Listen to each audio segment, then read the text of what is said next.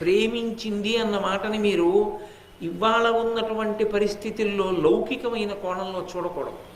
నేను చేసినటువంటి పదప్రయోగం యథార్థ కోణంలో చేశాను. ప్రేమించారు అన్న మాటకు అర్థం ఏమిటంటే ప్రతిఫలాపేక్ష లేకుండా అనేది అర్థం. ప్రేమ అన్న మాటకు అర్థం ఏంటంటే ప్రతిఫలమును ఆశించకుండా అవతల వారి యందు అనురక్తులవుట. భర్త భార్యని ప్రేమిస్తాడు.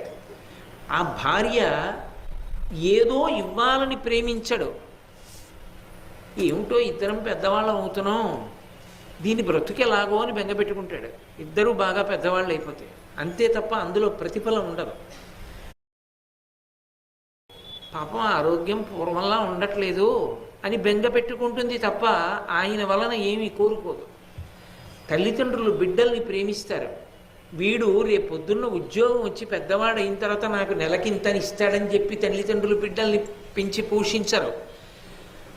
ఏమీ కోరకుండా వాళ్ళు బిడ్డలు కనుక పెంచి పోషిస్తారు. బిడ్డలు తల్లిదండ్రులను ఎందుకు ప్రేమిస్తారు? వాళ్ళు తల్లిదండ్రులు కనుక, అంతే తప్ప దానికి కారణాలు ఉండవు.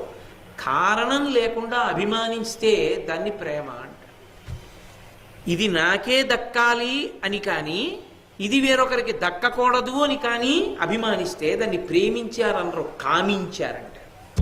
ఒక మాటకు ఒక మాట వాడితే కొన్ని కోట్ల మంది జీవితాలు తగలబడిపోతాయి.